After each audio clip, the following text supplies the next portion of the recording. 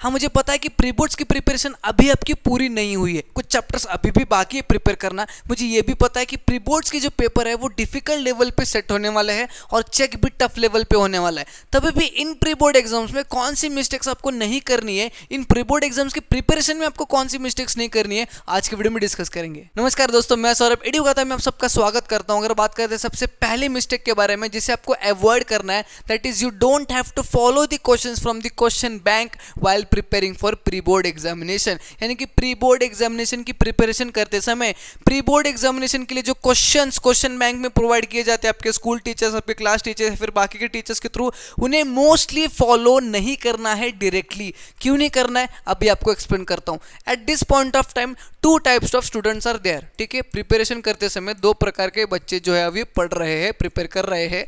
Type A पकड़ के चलते हैं और टाइप बी पकड़ के चलते हैं। ठीक है, type A and type B. ठीक है, type A of the students वो होते हैं जिनका अभी at this point of time preparation जो है वो 50 to 60% हुआ है या फिर 50 to 60% से कम हुआ है।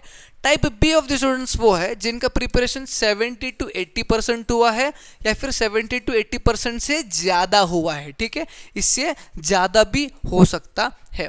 अब type A of the students जिनका सिलेबस 50 to 60% ही हुआ है या फिर उससे कम हुआ है, इन बच्चों को तो जो भी क्वेश्चन बैंक में प्रोवाइड करे जाते हैं ना कि इन क्वेश्चंस को पढ़ लो, इनमें से ही प्री बोर्ड एग्जाम्स में क्वेश्चंस पूछे जाते हैं, उन क्वेश्चंस को बिल्कुल भी नहीं पढ़ना है। क्यों नहीं पढ़ना है अभी प्रूफ करता हूं। फॉर एग्जाम्पल ये पकड़ के चलो कि एग्जाम में 10 चैप्टर्स आपको पूछे जा रहे हैं किसी भी एक सब्जेक्ट के। ठीक है, 10 चैप्टर्स पूछे जा रहे हैं, ध्यान में रखिएगा।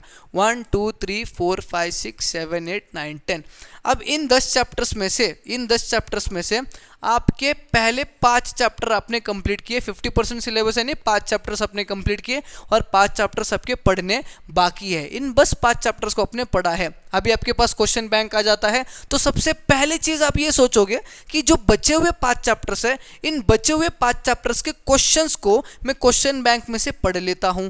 ये जो बचे हुए 5 चैप्टर्स है इनके क्वेश्चंस को वो क्वेश्चन बैंक में से मैं पढ़ लेता हूं और इन क्वेश्चंस को जब पढ़ूंगा ना तो लगभग 100% सिलेबस मेरा प्री बोर्ड्स के लिए प्रिपेयर हो जाएगा। कैसे? क्योंकि पहले 5 चैप्टर तो पढ़ रखे हैं मैंने, बाकी के 5 चैप्टर के क्वेश्चंस तो मैं अभी पढ़ लूंगा। इस प्रकार से 100% सिलेबस हो जाएगा। बट ये प्रैक्टिकली पॉसिबल नहीं होता है। व्हाई? बिकॉज क्यों बताता हूं मैं। जब आप इन 5 चैप्टर के क्वेश्चंस को पढ़ने जाओगे तो जितना भी टाइम आपके पास प्रिपरेशन टाइम बचा था ना, सारा का सारा टाइम इसी में इन्वेस्ट हो जाएगा। इन्हीं 5 चैप्टर के क्वेश्चंस को पढ़ते हुए, रटने के लिए, पढ़ने के लिए, प्रैक्टिस करने के लिए आपका जो सारा का सारा टाइम यहीं पे खत्म हो जाने वाला है। और जो पहले 5 चैप्टर्स पढ़े थे उसे रिवाइज करने के लिए, उसका रिवीजन करने के लिए आपके पास टाइम नहीं बचने वाला है। अब होगा क्या, जब आप कल एग्जाम में जाओगे, एग्जामिनेशन में जाने के बाद इन 5 चैप्टर के जो क्वेश्चंस आपने पढ़े थे उनमें से एक आध दो क्वेश्चन आ भी जाता है, उसको अटेम्प्ट करते समय कोई एक टर्म अगर आप भूल जाते हो तो पूरा का पूरा ब्लैंक हो जाते हैं मोस्ट ऑफ द स्टूडेंट्स। जब आप ब्लैंक हो जाओगे ना तो जो सिलेबस आपने पढ़ा था उनके क्वेश्चंस को भी अटेम्प्ट करते समय दिक्कत आने वाली है। तो ये सारी दिक्कत ना आए इसलिए what I suggest you guys is, जिसका सिलेबस इतना है 50 to 60% सिलेबस, डरना नहीं है। ठीक है, 50 to 60% सिलेबस हुए कोई प्रॉब्लम नहीं, इसी को रिवाइज करो, इन्हीं चैप्टर्स को रिवाइज करो, प्रिपेयर करो और चले जाओ। अगर मैं बात करूं type B of the students जिनका 70 to 80% सिलेबस जो हो चुका है, इन बच्चों को करना क्या है, सबसे पहले जो चैप्टर्स आपके कंप्लीट हुए हैं उन्हें रिवाइज करो।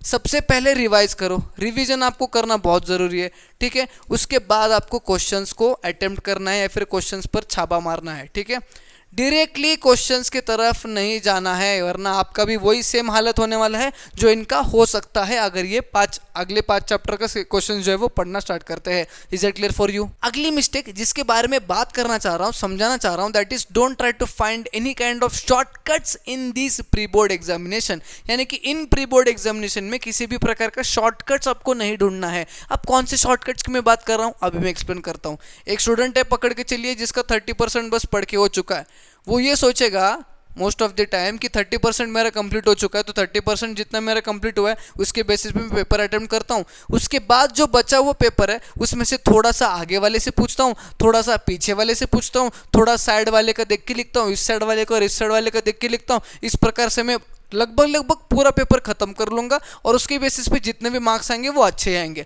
अगर आप ये चीज़ कर रहे हो तो ये टोटल गलत है। शॉर्टकट किसी भी प्रकार के ढूंढने की जरूरत नहीं है। अभी आप देखने की आदत डाल रहे हो, पूछने की आदत डाल रहे हो, देख के लिखने की आदत डाल रहे हो, ये आदत बुरी है। और दूसरी चीज़ तो बोर्ड एग्जामिनेशन में ये सारी चीज़ें करना अलाउड भी नहीं है। अगर पकड़े जाते हो तो कॉन्सिक्वेंसेस अलग होने वाले हैं। इसलिए अभी से आदत डालो कि किसी प्रकार की शॉर्टकट की जरूरत नहीं है।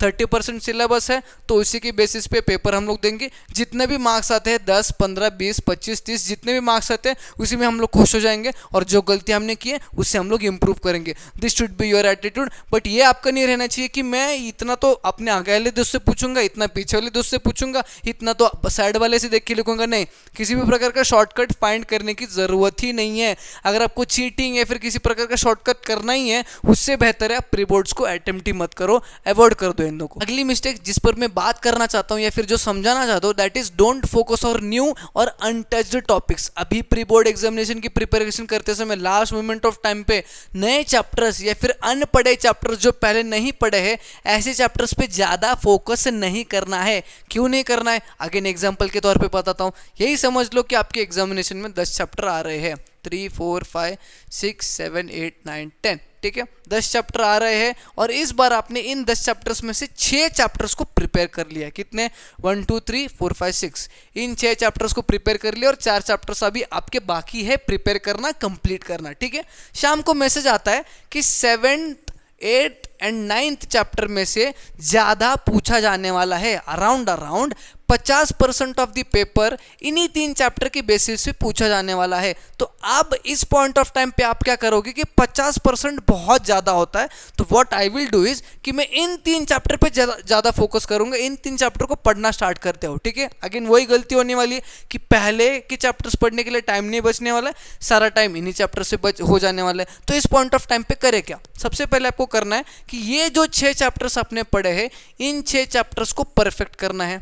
इन 6 चैप्टर्स को परफेक्ट करना है। एक बार रिवाइज कीजिए, कुछ क्वेश्चन को सॉल्व कीजिए, टेस्ट कीजिए अपने आप को। जब इनको परफेक्ट करोगे, जब आपके पास टाइम बचेगा, तब आप इसमें से 1 चैप्टर, 2 चैप्टर या 3 चैप्टर जितने हो सकते हैं बचे हुए टाइम में उन चैप्टर्स को ऊपर से एक बार देखिएगा, ग्लांस लगाइएगा। देखना है या फिर ग्लांस लगाना है क्या? फॉर एग्जांपल साइंस है, 3 चैप्टर्स है, बस चैप्टर्स को रीड करो।